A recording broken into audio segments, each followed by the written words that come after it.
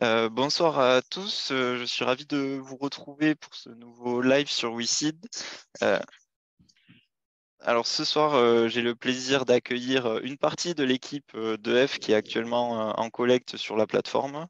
Les plus anciens d'entre vous étaient peut-être déjà présents au cours de la première collecte qui avait eu lieu en 2017, si je ne me trompe pas. Alors pour les WeSeeders qui n'ont pas forcément l'habitude d'assister au live, je vais vous repréciser le déroulé, le fonctionnement. Alors une fois cette introduction terminée, je passerai la main à l'équipe d'EF qui présentera un petit peu plus en détail l'activité de la société et les enjeux de la levée de fonds. Et ensuite, dans un second temps, on passera aux questions-réponses. Du coup, vous aurez la possibilité de poser vos questions à toute l'équipe. À ce sujet, pour poser vos questions, vous avez une bulle QR en bas de votre écran. Il suffit de cliquer dessus, de taper votre question sur votre clavier et ensuite je la poserai aux différents intervenants du côté d'EF qui y répondront avec plaisir. Mais je vous laisse la main. La présentation est déjà partagée, ça c'est bon. Et moi je vous retrouve pour les questions-réponses. Bonjour à tous et merci beaucoup d'être présents dans ce live WeSeed et EEF. Je voulais remercier notre partenaire WeSeed de nous donner l'occasion justement de pouvoir échanger avec vous. C'est assez rare dans le cadre de levée de fonds de pouvoir avoir un accès direct avec les investisseurs. Dans cette présentation, nous allons vous présenter donc les objectifs, le pourquoi de la levée de fonds de l'Énergie éolienne France. Sans plus tarder, je vais vous présenter les différents intervenants qui nous accompagneront dans cette présentation. Nous avons donc Éric Sauvager, directeur général de EF à ma gauche. Bonsoir. Toufik Zakri, corporate manager de EF également sur la toute gauche. Bonsoir à tous. Et Eva Lesnay, juriste de EF au milieu. Bonsoir. Pour ma part, donc Gaspard Brochard, responsable des relations publiques chez EEF. N'hésitez pas, bien évidemment, à nous interpeller par le chat, en fait, par les questions, sans le moindre problème. Nous allons, excusez-moi, commencer donc par le contexte juridique européen et national. Et donc, notre juriste va vous présenter cette partie.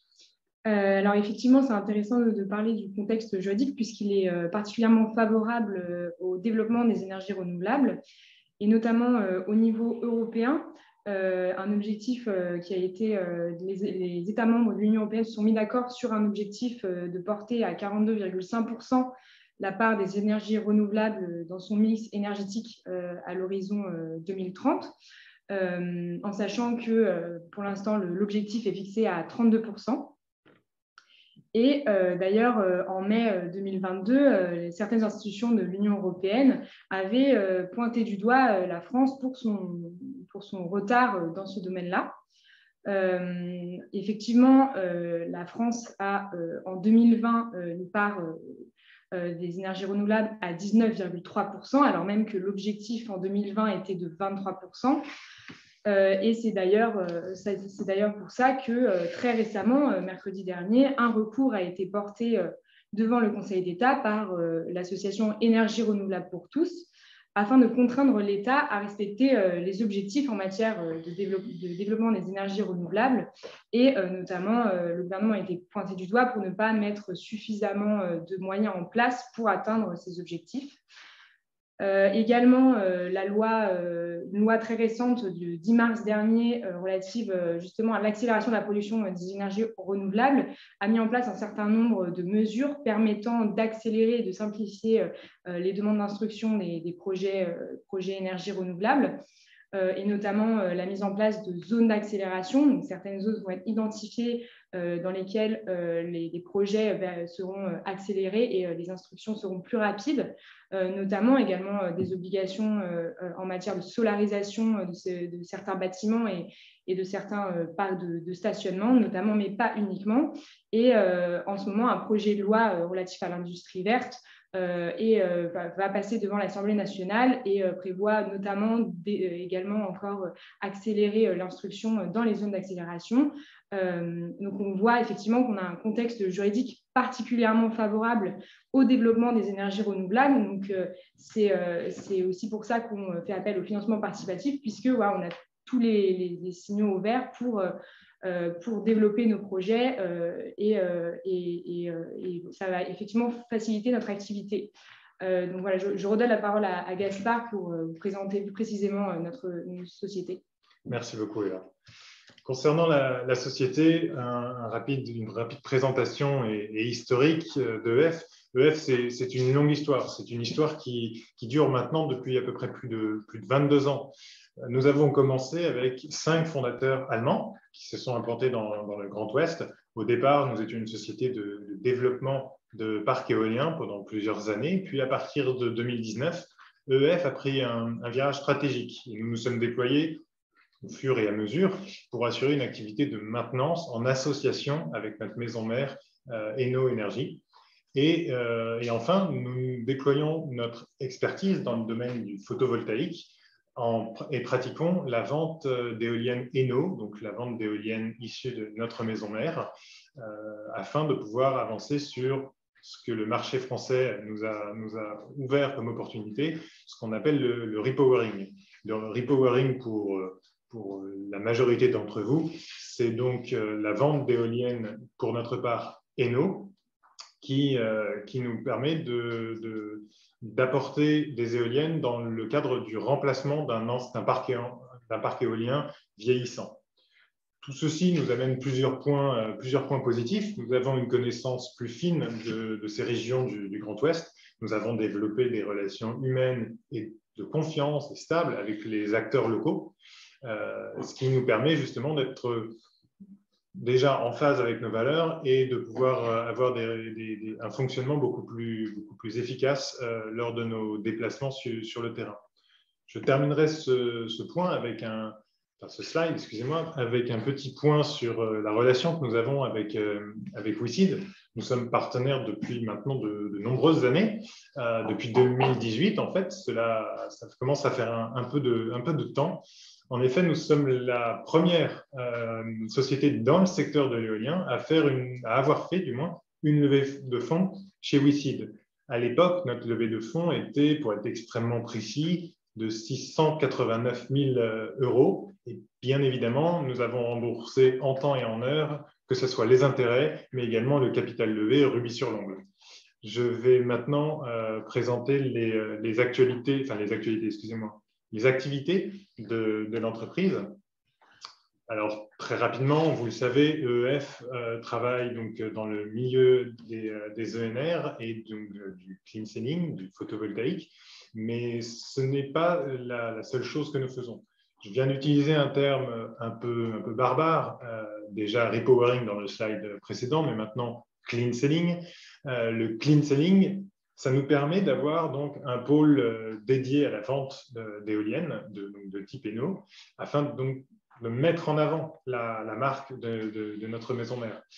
D'ailleurs, une petite incise, ce pôle est en pleine expansion car nous entrons dans une campagne de recrutement qui va se lancer dans les prochains jours et dont nous aurons l'occasion de vous parler un peu plus dans le détail dans les slides suivants. Mais en résumé, en termes d'activité chez EF, nous avons donc 3 piliers, l'éolien, le photovoltaïque et également le clean selling. Je vais rapidement également me permettre de vous présenter donc le portefeuille de projets. En l'espèce, il s'agit donc d'une carte. Comme vous le voyez, cette carte présente au moins 3 informations intéressantes. La première, c'est que vous voyez que nous sommes essentiellement dans le Grand Ouest et également en Belgique. Alors pourquoi 5 projets en Belgique? C'est tout simplement un axe stratégique de l'entreprise. C'est une progression que nous avons souhaitée. Également, alors ici le nom de la ville n'est pas précisé, mais nous avons un centre de maintenance donc en Bretagne à Surzur qui permet de maintenir 2 emplois à temps plein sur le territoire et également de nous doter d'une meilleure réactivité, que ce soit sur la maintenance ou sur toute activité nécessitant une réactivité rapide. Pour les plus précis d'entre vous, d'ailleurs, vous verrez que donc, sur la première ligne, finalement, nous précisons que nous avons 307,4 mégawatts en portefeuille. Pour information, et j'aurai l'occasion de revenir sur ce point dans les slides, cela représente la consommation hors chauffage de 71 000 foyers. Alors, le terme foyer, je refais une petite incise, le terme foyer est un peu piégeux dans le sens où un foyer commence à partir de 2 personnes, mais peut aller à 6, 7, 8 personnes. Pour information, la ville de Grenoble est à peu près 150 000 habitants. Ça représente donc la consommation, si on prend un foyer de 2 personnes, ça représente donc la consommation hors chauffage de la ville de Grenoble pour un foyer de 2 personnes. Pour un foyer de 4 personnes, on est directement sur la ville de Nantes. Enfin, rapidement, deux exemples de parcs éoliens, donc développés par EF. Le parc éolien de Noyal-Muzillac dans le Morbihan, premier parc français avec donc 3 éoliennes Eno. Nous avons préparé ces slides. Vous aurez donc le détail de ces informations, bien évidemment, après le live, mais pour autant, je ne sais pas si c'est très intéressant d'aller dans le détail du chiffre. Mais un point intéressant sur ce slide, sur les dernières lignes du parc éolien de Noyal-Muzillac et du parc éolien de Bray, nous précisons donc 6300 tonnes de CO2, mais également 1747 tonnes. Pour rappel, 1 tonne de CO2, c'est égal à 3300 km d'une voiture à essence. C'est égal également à un Paris-New York en avion. On souligne ici l'importance de la sauvegarde de CO2 par l'énergie éolienne. Un dernier point, un dernier focus, comme on pourrait dire, sur le parc éolien de Meaux, en Bretagne, où là, nous avons par exemple donc 10 éoliennes qui évitent la production donc, de 15 000 tonnes de CO2. Un petit point en termes d'information, à titre de culture générale sur les ENR, le temps de développement et de construction moyen d'un parc, c'est 8 ans. C'est bien moins pour le photovoltaïque, mais il n'empêche que 8 années, c'est 8 années où il y a des études, où il y a un délai administratif. Ça prend du temps, mais c'est indépendant, malheureusement, de notre volonté sur ce sujet. Enfin, selon les parcs, le coût de construction d'une machine, finalement, c'est entre 3 et 5 millions d'euros. 2 points, un slide qui est intéressant, ce qu'on a appelé nos externalités positives. Alors, sur la commune de Bray, typiquement, nous avons réalisé la création d'un verger conservatoire.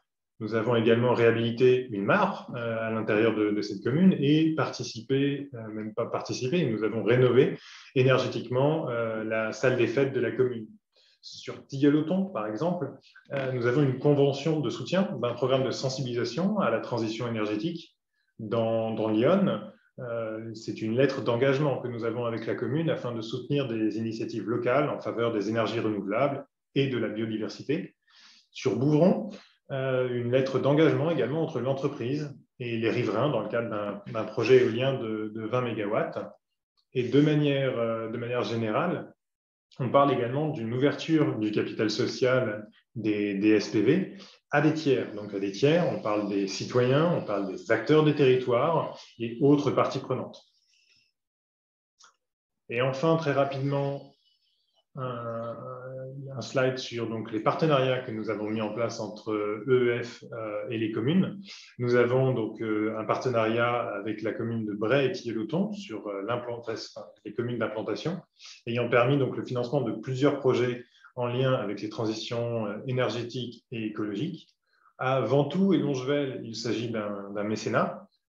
Toujours sur Bouvron, je vous en parlais sur le slide précédent, nous avons sur cette commune un partenariat avec 2 volets. Un volet concertation, la commune avait 50% de la gouvernance du projet. Les choix techniques ont été choisis d'un commun accord. Une importante concertation a été réalisée avec la mise en place de plusieurs comités, que ce soit un comité de pilotage, un comité consultatif éolien et également des ateliers riverains. Et le deuxième volet étant donc un volet financier de 30% des parts de capital de la SPV, donc une ouverture du capital social, comme je vous le disais, à des tiers, comme des citoyens, comme des acteurs des territoires et autres parties prenantes, par exemple des associations ou autres. Sur enfin le dernier point, Malmedy, qui donc se situe en Belgique, il s'agit là d'un partenariat avec la coopérative Courant d'Air. Je vais m'arrêter là et passer la parole donc, à mon collègue Toufik sur les objectifs et enjeux de la collecte de fonds. Bonjour à tous. Donc effectivement, donc les objectifs finalement de cette collecte, c'est effectivement de pouvoir accompagner EF dans son souhait de croissance, dans son souhait de se développer sur une projection à 5 ans. Et donc effectivement, vous l'aurez compris, aujourd'hui, on souhaite renforcer le développement de projets matures, mais aussi de nouveaux projets, d'identifier de nouveaux projets et de pouvoir effectivement financer le démarrage de ces nouvelles opportunités. C'est bien entendu un objectif au niveau, je dirais, RH, c'est de pouvoir renforcer nos équipes parce qu'effectivement, on a une équipe de développeurs et on souhaite étoffer cette équipe pour pouvoir, je dirais, accompagner de manière plus sereine toute nouvelle opportunité. Dans les choix d'orientation, effectivement, on a développé l'activité de business développement sur l'activité clean selling, donc c'est la commercialisation de la technologie Eno, donc des éoliennes Eno. Et donc, on souhaite aussi renforcer cette équipe parce que dans un contexte où on rentre en phase de repowering, il est évident que sur le marché français, Eno et EEF ont une carte à jouer pour pouvoir développer nos technologies sur les différents territoires en France. On a pris la décision aussi, là aussi, d'apporter une solution sur du mix énergétique sur les territoires parce qu'on identifie aussi des opportunités où on peut mixer et de l'éolien et du photovoltaïque. Et donc là aussi, on a pris cette décision effectivement de structurer un nouveau pôle qui va de toute façon devoir s'étoffer parce qu'on a aussi de la demande sur ce volet. Et comme l'a dit tout à l'heure Gaspard, l'activité de maintenance, qui est une activité qui va devenir aussi une activité clé, basée historiquement maintenant depuis 2 ans sur la ville de Surzur. On souhaite là aussi, au regard des demandes et du contexte du marché, intégrer de nouveaux collaborateurs et de nouveaux techniciens de maintenance pour renforcer cette équipe et en France et potentiellement aussi en Belgique parce qu'on va connaître aussi une phase d'accélération de construction de nouveaux parcs. Donc, l'ensemble de cette diversification des champs d'activité de EEF, finalement, vont solliciter énormément de moyens financiers, couverts dans la grande majorité par notre maison mère. Mais ce financement va nous permettre aussi de gagner en autonomie et en réactivité sur une accélération des moyens qu'on souhaite mettre en œuvre, moyens humains et moyens financiers. On a aussi des partenaires qui aujourd'hui sont amenés à nous apporter effectivement des nouvelles opportunités, donc alimenter notre portefeuille, notre pipeline sur de nouveaux projets. Et donc là aussi, on souhaite pouvoir très rapidement saisir de nouvelles opportunités. Et c'est en cela que cette collecte de fonds va nous permettre effectivement d'accélérer l'intégration de nouveaux projets. Je dirais que tous ces éléments-là déjà constituent une bonne partie de notre stratégie et des objectifs que l'on se fixe au sein de EF et au sein de Eno Energy. Et bien entendu, la dernière opportunité qui est fort intéressante aussi pour nous sur je dirais, la présence de liquidité au sein du groupe, c'est de devenir nous-mêmes à notre tour producteurs d'énergie en pourcentage, bien entendu, à définir auprès de notre maison mère, mais de pouvoir être toujours co-actionnaire de ces sociétés de projet pour pouvoir aussi générer de nouveaux revenus et donc là aussi accélérer une croissance de revenus pour EF. Merci beaucoup, Toufik. Je vous en prie. Si nous arrivons donc au dernier slide sur les questions-réponses avec le public, si vous avez donc des questions sur que ce soit la présentation ou sur la campagne WeSeed en tant que telle, c'est le moment de les envoyer. Super, merci à tous les 4 pour la présentation. Alors, je vais juste arrêter. Je laisse le partage écran, mais je le couperai quand la vidéo sera terminée. Du coup, comme vous l'avez dit, Gaspard, on va passer à la phase de questions-réponses. Alors pour les WeSeeders qui sont arrivés en retard, pour poser votre question, c'est dans le bouton, la bulle QR. Il suffit de cliquer dessus, de taper votre question et je me chargerai de la relayer auprès de l'équipe d'EF.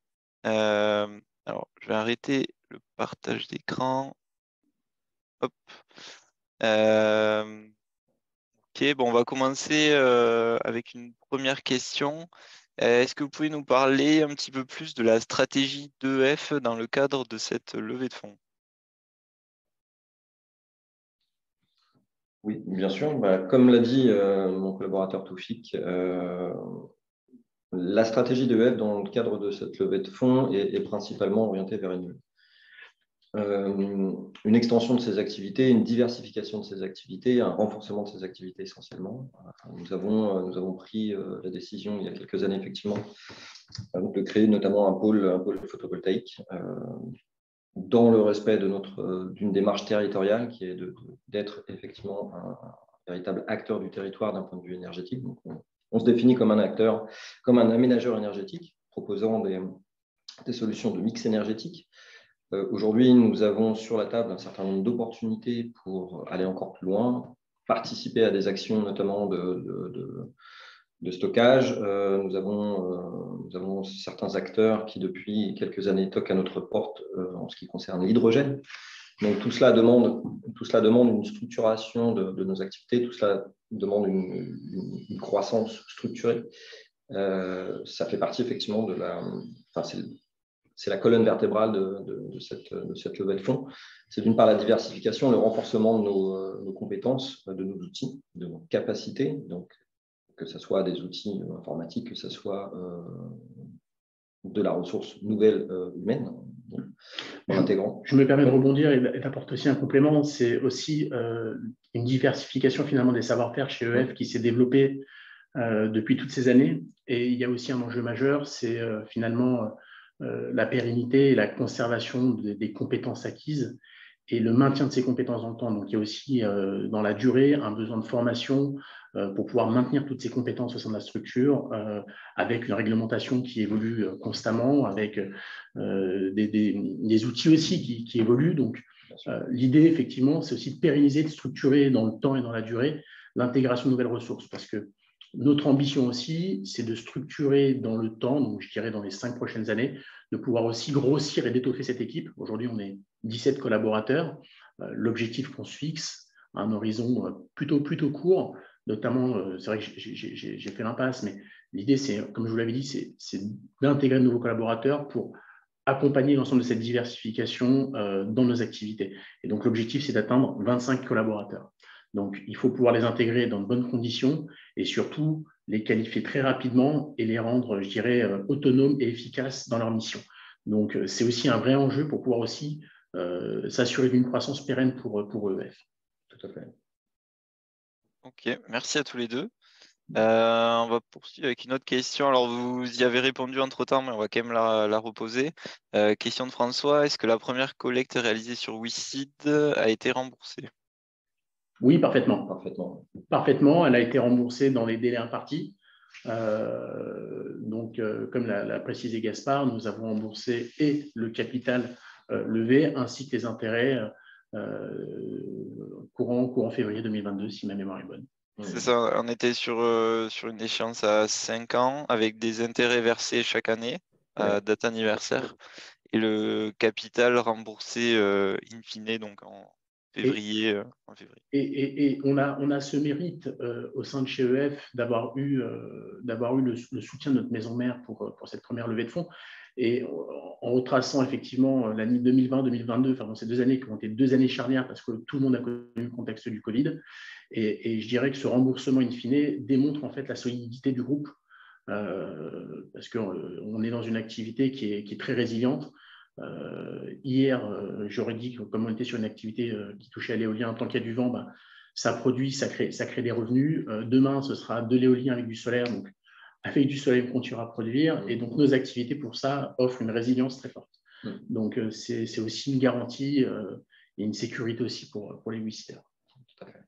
Ok, merci. Ensuite, on a 2 questions qui sont très proches. Donc, je vous les lis. Comment identifiez-vous les lieux d'implémentation des éoliennes? Et l'autre question, comment faites-vous pour repérer vos zones d'implantation d'éoliennes? Et il y a une question complémentaire, c'est quel est le processus administratif? Bon, on peut prendre un peu plus large, le processus type d'un projet éolien classique. Alors, c'est ce qu'on appelle la prospection. C'est quasiment un métier à part entière. Comment définir ce qu'on appelle une zone d'implantation préférentielle ou potentielle? C'est une ZIP, c'est un terme effectivement commun à la profession. Tout simplement en mettant sur la table des critères positifs d'abord. On s'implante là où il y a du vent. On s'implante à proximité des capacités de connexion au réseau de distribution Enedis, RTE. Enfin, RTE, c'est le réseau de transport, Enedis, c'est un réseau de distribution. Ça, ce sont les deux grands critères. On s'installe évidemment par corrélation sur soit des plateaux, soit sur des reliefs et non pas dans les vallées. On s'installe là où on a besoin de nous aussi. On fait effectivement cette démarche de cibler les territoires qui sont peu couverts par des moyens de production locaux. Évidemment, tout le territoire français est couvert par la production de base nucléaire et hydraulique, mais il se trouve que certaines zones en France sont quand même sous tension. On peut parler de la Bretagne qui importe 85% de son électricité, ou la région PACA qui est pas loin des 90%, il me semble. Voilà, donc on s'installe effectivement là où le besoin se fait sentir, là où il y a du vent évidemment, là où il y a du soleil aussi. Pour le photovoltaïque, bien que les choses soient légèrement différentes pour le photovoltaïque, on parle plutôt de luminosité. Donc ça, c'est vraiment très technique. Et ensuite, une fois que cette démarche dite positive est en place, on va chercher, par contre, on va définir quelles sont les contraintes. Et il y en a énormément. Il y a énormément de contraintes qui s'opposent effectivement au développement d'éolien, plutôt dans une dimension verticale. Vous avez effectivement un nombre important de contraintes aéronautiques qui font qu'effectivement les hauteurs d'éoliennes sont parfois très impactées. Donc, parfois, c'est 0 mètres, on ne peut pas mettre d'éoliennes. Vous avez effectivement toutes les zones de protection de la biodiversité, du patrimoine aussi, ce avec quoi il faut que nous travaillions. Là, on peut effectivement travailler dans une certaine mesure avec ces éléments, mais ça reste quand même des contraintes. Vous avez tout un panel également de contraintes techniques qui sont en fait très souvent des distances de retrait par rapport à des structures type ligne haute tension, réseau ferroviaire, réseau voirie, etc. Tout cela représente un certain nombre de limitations qui limitent tout simplement le territoire. Et il y a une grande contrainte. Une contrainte, c'est une règle. Nous devons nous positionner à 500 mètres des habitations, au minimum. Donc ça, c'est une règle qui est définie par le Code de l'environnement au titre de l'ICPE, des installations classées pour la protection de l'environnement. C'est un décret de 2011, il me semble, si je me rappelle bien. C'est le décret qui a...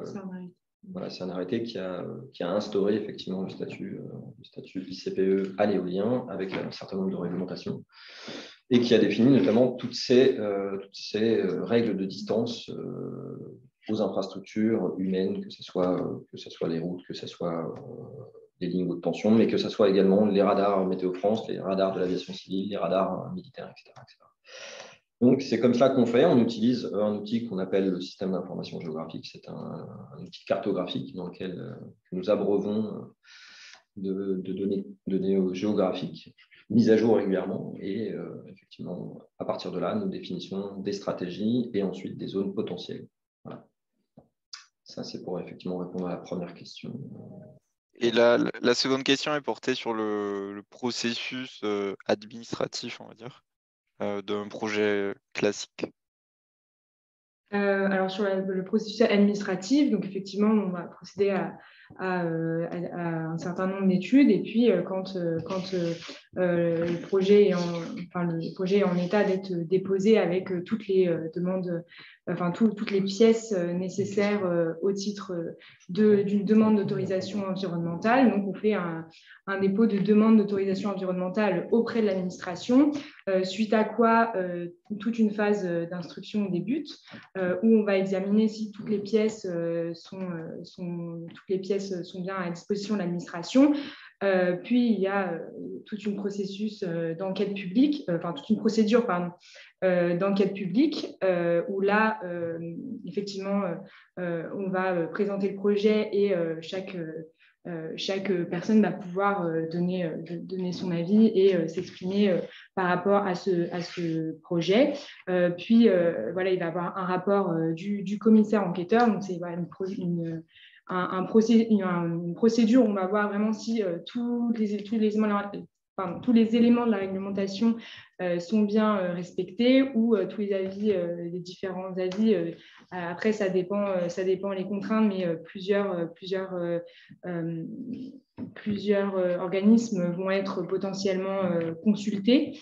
Et ensuite, le préfet va donc rendre éventuellement, si tous les éléments sont bien respectés, un arrêté d'autorisation permettant donc de construire le parc et de l'exploiter ensuite. Voilà, sur la procédure. Ok, merci. Alors, on a des questions un peu dans le prolongement, notamment sur l'aspect territorial. Il y a 3 questions. Est-ce que l'acceptation locale s'améliore pour les projets? Quelles sont vos actions pour être bien accueillis?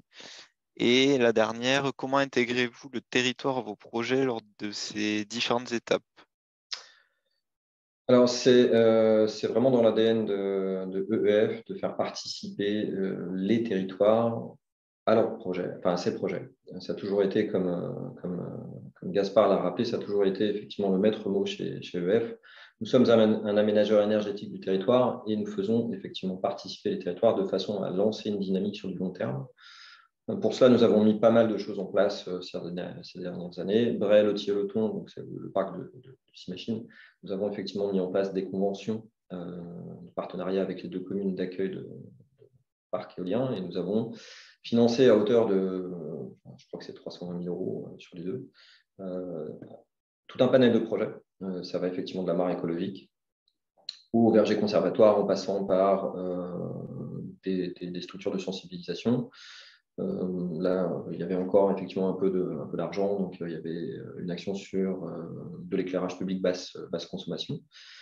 Typiquement, ce qu'on fait aussi, c'est qu'on ouvre nos projets à la gouvernance locale, c'est-à-dire qu'on ouvre d'une part le capital, mais le statut de SAS permet de décorréler le capital de la décision. Pour Bouvron, nous avons complètement décorrélé, c'est-à-dire qu'il y avait une décision de gouvernance 50-50 entre la commune et EEF. Nous portions l'expertise technique et l'expertise environnementale. La commune portait toute son expertise sur son territoire, sur le vécu du territoire. Ça, on a toujours trouvé que c'était très important. C'est pour ça qu'on a complètement réitéré la chose avec Ventoux et Longevel, dont on parlait. Ventoux et Longevel, c'est un projet sur des terrains municipaux. Que nous avons remporté via un appel d'offres et nous avons mis en place une gouvernance totalement partagée avec la commune. Donc, le but est véritablement là. C'est vraiment la particularité de EF et de sa maison mère et dans l'énergie, c'est d'avoir effectivement toute la chaîne de valeur, ce qui nous permet, nous, de tirer, entre guillemets, notre scientifique moelle à n'importe quelle étape. Donc, de toute façon, on fait bénéficier de cette flexibilité des territoires. Que ça soit effectivement dès le début du projet où on fait entrer le territoire, que ça soit après où on crée du participatif, l'investissement participatif, du financement participatif, ou que ça soit à la mise en exploitation où, globalement, on met en place des projets connexes qui peuvent être en lien effectivement avec les grandes transitions comme la transition écologique, la transition énergétique. La transition agronomique aussi. On a travaillé sur un projet qui est aujourd'hui entre les mains de la justice administrative. On a travaillé avec une association d'une 50aine de jeunes agriculteurs qui souhaitaient se reconvertir en agriculture raisonnée, voire agroforesterie. Donc, on a toujours fait participer les territoires, on a toujours questionné les territoires sur leurs perspectives de développement en matière pas de développement, mais de transition. Et on a toujours souhaité participer à ces perspectives quand il y en avait. On a réussi parfois à susciter effectivement ces perspectives, mais bon, ça reste encore, pour répondre à la question est-ce que vous êtes bien accueillis, ça reste encore sur certains territoires assez balbutiant, voire parfois un peu silencieux. Mais on espère qu'avec effectivement ce contexte entre guillemets favorable aux ENR, ça puisse se développer et on continuera de toute façon à participer à ce genre de dynamique et de perspective. Volontiers, on a aujourd'hui une très grosse expertise sur les outils juridiques qui nous permettent de le faire. Parce qu'on a cherché longtemps et puis on a mis en place tout un panel d'outils juridiques pour pouvoir déclencher ces dynamiques, que ce soit du mécénat, que ce soit de l'offre de concours, que ce soit de l'ouverture de capital, que ce soit de la création au sein d'un projet de plusieurs sociétés d'exploitation de façon à créer de l'adhésion autour d'une éolienne ou de 2 éoliennes, par exemple. Ça peut être très intéressant. On a travaillé aussi avec des coopératives citoyennes, comme Courant d'Air, sur Malmedy, un projet qui aujourd'hui est en cours d'instruction en Belgique. Courant d'Air portera une participation citoyenne jusqu'à hauteur de 25%. Donc, voilà. C'est des choses qu'on a fait régulièrement. Il y a une question sur Erkeline. Erkeline aussi, nous avons proposé cette ouverture de capital à une coopérative citoyenne. Nous avons aussi ouvert le capital à la commune d'Erkeline. Et nous avons d'autres choses dans les cartons, notamment ce qu'on appelle les communautés d'énergie, qui sont globalement des régies locales d'électricité, permettant de stabiliser le prix de l'électricité pour les citoyens. Ça, c'est très, très intéressant dans le contexte actuel. Et c'est une possibilité qui nous est donnée depuis très récemment en Belgique. Là, le décret est paru il y a quelques semaines, le décret fédéral. Pardon. Donc, à chaque fois qu'il y a une opportunité, à chaque fois qu'il y a une possibilité de faire participer un territoire, on la prend, parce que c'est vraiment l'ADN de EF. Sur nos profits, oui, effectivement, on est producteur. Donc on va vendre de l'électricité et toute la chaîne du groupe Eno Énergie va tirer effectivement un certain profit de la vente d'électricité, mais pas que. Donc, ça nous permet d'avoir cette flexibilité-là. On est vendeur, enfin, on est concepteur, constructeur, mainteneur d'éoliennes. On est producteur d'électricité via NEAG, un fonds qui orbite autour de Eno. On est développeur, on fait de la prestation. Donc on a également cette flexibilité-là. Et justement, la levée de fonds, pour nous, c'est véritablement d'augmenter cette flexibilité, d'aller chercher d'autres moyens de faire participer les territoires. Pardon. Voilà. Ok, merci. Ensuite, on a 3 questions de l'AFO. Alors, sur des projets que vous avez évoqués, Eric. Je vous lis les 3 questions à la suite. On est le projet éolien et stockage Estine, idem sur le projet éolien Erkeline et le projet d'extension éolienne Bray. Alors, le projet de stockage, le projet d'Estine est d'ici quelques semaines, il sera, sa demande de permis unique, parce qu'on est sur un régime de permis unique en Wallonie, sera déposé. Et il intégrera effectivement une unité de stockage. Alors, on a effectivement le foncier pour augmenter les capacités de stockage. On va déjà expérimenter cela sur une unité, on va dire. Et derrière, si effectivement il y a besoin si on a la possibilité derrière d'agrandir cette capacité de stockage, on le fera par après. Donc, effectivement, c'est dans les cartons, c'est sur le point d'être déposé en demande de permis unique. Sur Erkeline, écoutez, Erkeline, le projet est accepté, il est encore sous recours. On est en train de voir quelles sont nos options pour limiter ce recours. Il y a des solutions, soit de la négociation, soit effectivement des documents, des solutions juridiques. On espère pouvoir commencer la construction l'année prochaine. Donc fin du premier semestre, début du deuxième semestre de 2024, pouvoir commencer la construction, ce qui veut dire que nous sommes aujourd'hui attelés sur ce projet à préparer son financement, donc à obtenir les droits de raccordement. Nous avons déjà obtenu le droit de vente de l'électricité sous forme de certificat vert et de vente directe sur le marché. Ça, c'est déjà bouclé. Nous préparons aussi, nous finalisons tous les droits fonciers. Donc, en fait, nous préparons en parallèle de ce recours le financement de ce projet, de façon à pouvoir annoncer, dès que le recours sera clôturé, la construction de ce projet et sa mise en service industrielle, qui ne devrait pas être très long. On est sur 4 machines. Bon, en fait, ce sont des machines de gros gabarit quand même. Voilà. Et sur Bray, sur l'extension de Bray, douté, nous avons une cible pour son dépôt fin de cette année, début de l'année prochaine. Voilà. Donc, c'est un bon projet aussi, porté par les élus, notamment de Bray. Ils sont très, très intéressés. Donc, on a une bonne acceptation. On a effectivement une bonne acceptation locale de cette extension. Voilà. Ok, merci Eric.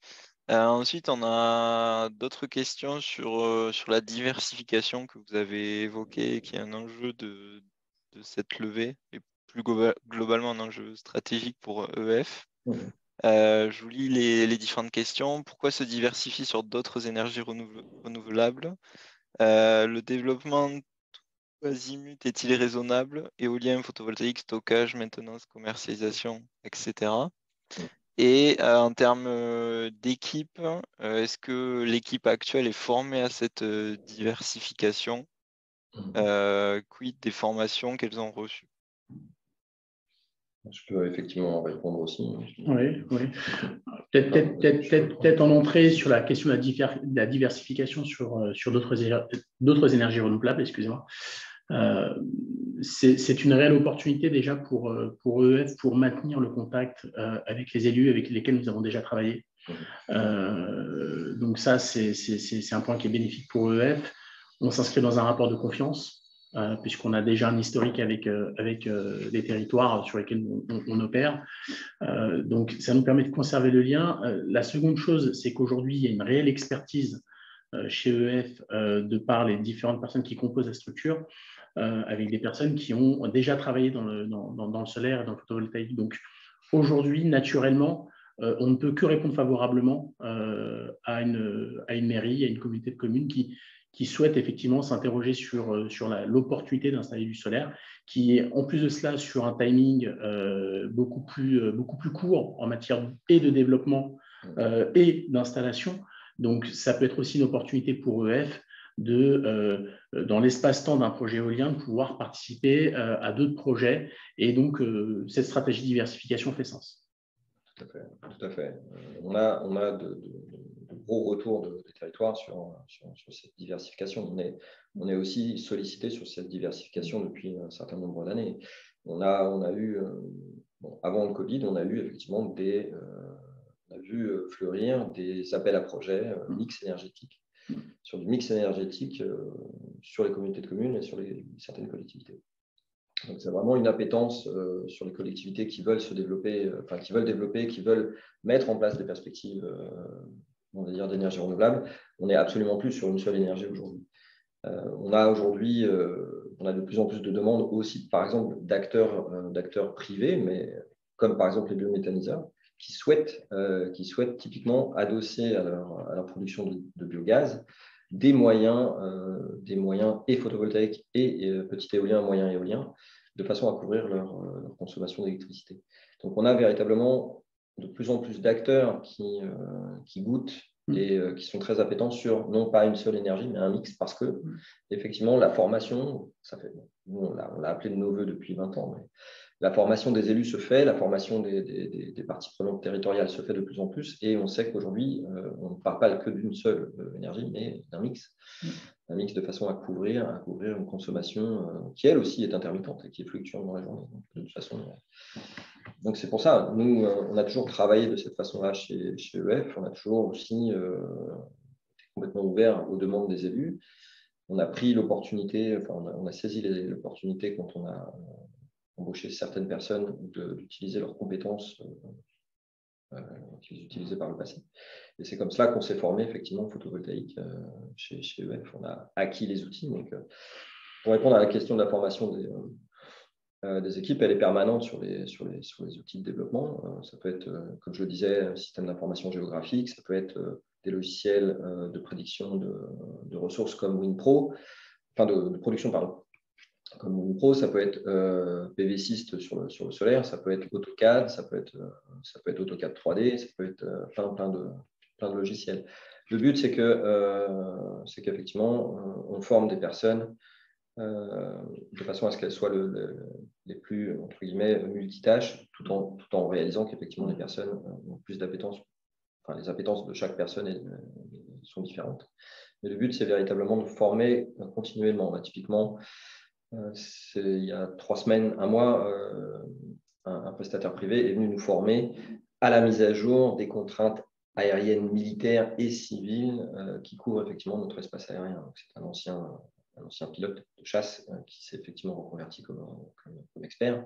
Et c'était très, très intéressant parce que toutes ces données-là, nous les avons ensuite retranscrites dans notre système d'information géographique de façon à avoir une mise à jour de toutes ces contraintes et une bonne connaissance parce que ça peut être très complexe. Lire une carte aérienne pour le commun des mortels, ça peut être dur, ça peut être complexe. Donc, c'est une formation qui est permanente.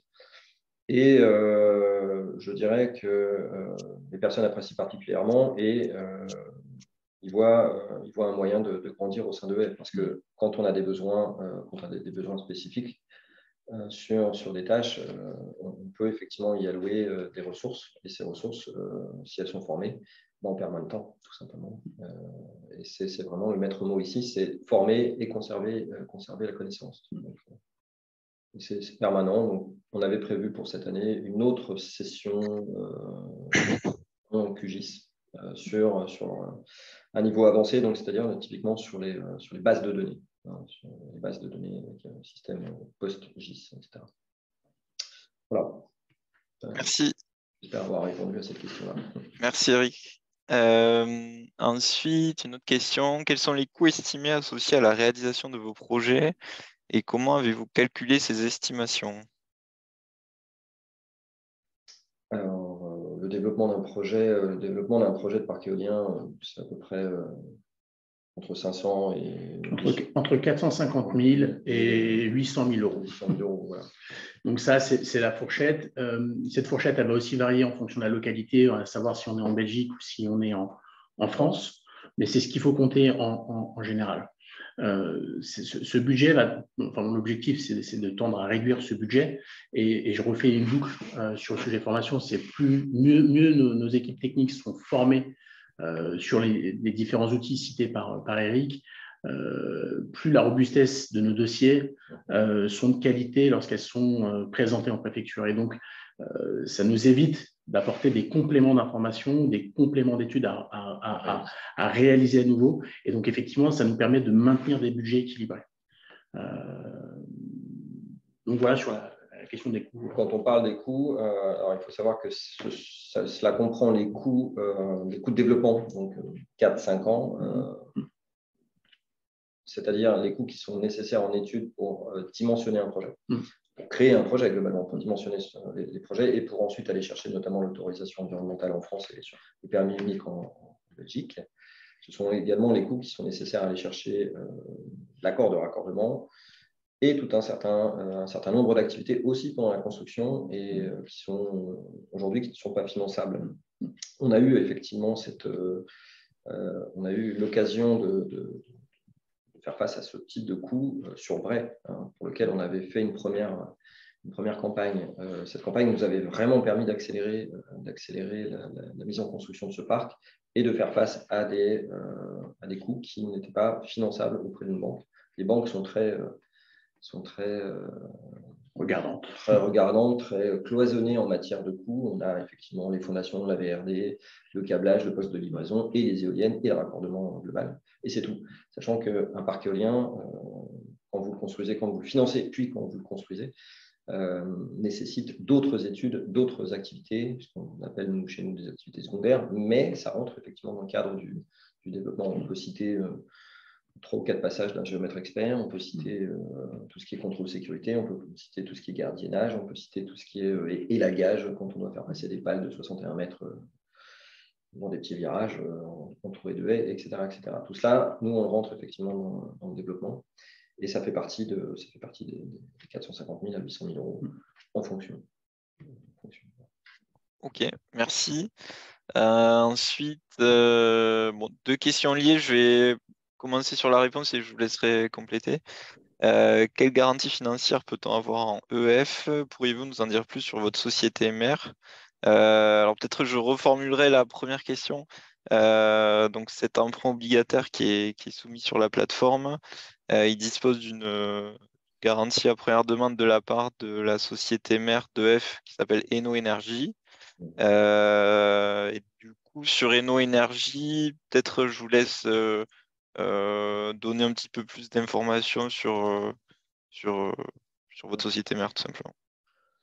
Je peux vous faire un rapide historique. Eno Énergie, ça a un peu commencé comme EEF, mais un peu plus tôt, c'était en 95, 99, il y a eu Caston Porm, qui est encore aujourd'hui l'unique actionnaire, avec deux copains, a battu la campagne pour signer des promesses de bail et pour développer des projets. En 99, les trois fondent Eno Énergie. Deux de ses copains revendent leur part assez rapidement. Et voilà, donc il reste unique actionnaire en tant que pur développeur, mais ça ne dure pas très longtemps, tout simplement parce qu'il installe ses parcs sur ses propres parcelles. Et très rapidement, il acquiert une bancabilité auprès de certains instituts. Et il arrive à financer carrément la construction de parcs éoliens, évidemment pas avec les machines Eno encore à l'époque. Et il bascule d'un pur développeur à un développeur, constructeur, vendeur de parcs éoliens clé en main. Donc, on bascule assez rapidement sur un nouveau modèle économique. Comme il est ingénieur éolien, après la chute du mur de Berlin, il a terminé ses études à l'Ouest. Eh ben, il a rapidement une appétence pour le design de sa propre machine et il installe son premier prototype en 2006, une machine de 82 mètres de rotor. Donc, il ne trouve pas très abouti parce qu'il arrive en retard après tout le monde. Donc, il réfléchit aux moyens de se démarquer de ses concurrents et il y met un convertisseur pleine puissance et un moteur synchrone, un générateur synchrone. Ce qui génère une très haute qualité de courant. C'est comme ça qu'il se distingue. Aujourd'hui, on fonctionne encore avec ce couple. Donc, très rapidement, il développe sa gamme et il va commencer à construire ses machines sur ses propres projets. Donc, il va basculer d'un pur développeur un vendeur de parc clé en main à un pur développeur parc clé en main avec ses machines. Donc, derrière des contrats de maintenance, des contrats de service. Donc, un prestataire. Il bascule en prestataire aussi. Et cela dure jusqu'en 2017-2018, avec un portefeuille de projets très important déjà. On était déjà à l'époque à quelque chose comme 600 et quelques mégawatts construits en exploitation avec des contrats d'exploitation et de technical management. Il décide tout simplement de créer un fonds qui s'appelle NEAG, Nordic Energy EGI, de façon à pouvoir financer les fonds propres de ces SPV parce que les fonds propres pesaient trop sur les liquidités de Eno, parce qu'on en était quasiment à une dizaine de parcs éoliens par an construits et financés sur les liquidités de Eno Énergie. Donc, il crée un fonds extérieur à Eno Énergie, mais qui a pour partenaire exclusif, quasi privilégié, Eno Énergie. Donc, aujourd'hui, Eno Énergie développe, construit des machines, installe ces machines sur ces parcs et revend les parcs à NEAG qui finance via de l'equity mezzanine notamment, des fonds propres et qui va chercher la dette senior. Donc aujourd'hui, si vous avez bien suivi, aujourd'hui c'est toute la chaîne de valeur. On a développeurs, concepteurs, fabricants, installateurs de machines, mainteneurs de machines, producteurs d'électricité avec NEAG. Et c'est d'ailleurs ce qui fait que Eno Énergie a toujours réussi à se maintenir malgré certaines crises du contexte mondial, on va dire. Il a toujours réussi à s'en sortir parce que justement, il a plusieurs cordes à son arc. Aujourd'hui, on fait de la prestation, on fait du développement, on fait de la prestation. Par exemple, une des filiales de Eno Énergie, c'est EnoSite, qui fait de la prestation de calcul de production. La partie Eno Energy System qui conçoit, assemble les machines, a également un prestataire en recherche et développement, en R&D, qui s'appelle Innovation, qui travaille pour d'autres constructeurs et qui fournit aussi des services de rétrofit sur les machines en cours, enfin sur les machines qui tournent. Il y a plein de choses comme cela. Donc, ça permet effectivement de diversifier les sources de revenus. Et peut-être pour réappuyer sur un point, Eno Énergie et NEAG, finalement, ce couple est quand même détenteur d'actifs au sens parc de production assez conséquent, et ça apporte une garantie de revenus chaque année pour le groupe. Et donc, c'est une réattribution de ces revenus pour pouvoir continuer à développer et à encourager le développement et de Eno en Allemagne, mais aussi Eno en Suède, parce qu'on est aussi présent en Suède, et également EEF qui porte les couleurs de Eno en France. Donc tout ça, ça conforte aussi cette solidité du groupe. Donc vous pouvez avoir toute confiance en EEF, en sachant que EEF, effectivement, maintenant existe depuis plus de 20 ans. Donc il y a aujourd'hui, je dirais, pas trop de questions à se poser sur la solidité. C'est plutôt notre capacité à être encore dans une démarche d'accélération de nos projets et pouvoir accompagner les territoires dans les meilleures conditions. Ok, merci. Alors, on se rapproche de la fin du live. On va prendre les 2 dernières questions qui ont été postées en ligne et on terminera sur ça. Je vous les lis. Pourquoi choisir EF pour investir dans sa campagne WeSeed? Et seconde question, si j'investis dans cette campagne, quelles sont les mesures que vous nous communiquerez pour assurer la transparence financière de votre projet? Ouais, de toute façon, je peux. Oui, Je t'en prie. Après, on se complétera, Eric, mais pourquoi choisir EF? Je pense qu'on y a répondu en partie là à l'instant même. Il y a d'autres éléments. Pourquoi EF? C'est aussi, je pense, pour quelqu'un qui souhaite participer à cette campagne, c'est participer à un effort je dirais collectif sur des enjeux qui touchent quand même au réchauffement climatique. Donc, quelqu'un qui porte ces valeurs aujourd'hui a tout intérêt à supporter une entreprise qui s'inscrit dans cette dynamique et dans cet enjeu qui est un enjeu de société aujourd'hui qui est réel et planétaire. Pourquoi EF? C'est aussi soutenir une PME. Donc aujourd'hui, il faut comprendre aussi que EF et Eno, je dirais dans le domaine de la construction, je dirais on est un village gaulois et on garde cette indépendance. Et c'est ce qui fait aussi l'ADN de EF. Donc c'est aussi soutenir une PME et soutenir le tissu des PME en France. C'est aussi une opportunité effectivement pour un investisseur de le faire. C'est aussi une garantie. Pour un investisseur de pouvoir avoir un revenu serein. Enfin, on a remboursé une première campagne, on saura rembourser cette deuxième campagne. Donc, je dirais qu'en matière de risque, le risque est très mitigé. Donc, c'est aussi quelque chose de sécurisant pour une personne qui souhaite obtenir à coup sûr un retour sur investissement. Et puis c'est aussi participer à une aventure humaine. C'est une aventure humaine qu'on continue d'animer et qu'on souhaite faire perdurer en intégrant de nouveaux collaborateurs. Donc, c'est aussi des perspectives positives sur notre secteur d'activité. Rien à rajouter. Il y avait une deuxième question, par contre, c'était… Alors, attendez, je l'ai fermé. Sur la question de la transparence financière. Voilà, c'est ça. Alors, on a pour volonté d'être dans une démarche totalement transparente, déjà aussi bien vis-à-vis de WeSeed, puisqu'on a effectivement un reporting à mener dans la durée pour apporter effectivement une prospective, je dirais, opérationnelle de nos projets, mais aussi financière. C'est une mise à disposition et une consultation possible effectivement de nos bilans. Donc ça, c'est quelque chose qui est rendu public de manière très transparente. Donc on a aujourd'hui cette possibilité-là de donner accès à des informations chiffrées. Et puis après, je ne sais pas si sur la question de la transparence, il y a d'autres points que les investisseurs souhaitent avoir en disposition, mais il n'y a pas de souci en tout cas à apporter de la visibilité, du contenu et de la prospective. Voilà. Du reporting sur l'activité, il n'y a pas de souci. Ouais, en termes de reporting, je rappelle juste que après la première collecte, il y avait eu les reportings trimestriels qui avaient été envoyés. Ce sera le même principe pour cette seconde collecte. Ok, on a terminé avec les questions. Merci à tous les 4. Merci aux WeSeeders présents en direct. Pour ceux qui seraient arrivés en retard, normalement, le replay sera disponible dès demain sur la plateforme. Et pour ceux qui auront le replay, si vous avez des questions sur EF, sur la stratégie, les enjeux de la levée de fonds, n'hésitez pas à les poster dans l'espace commentaire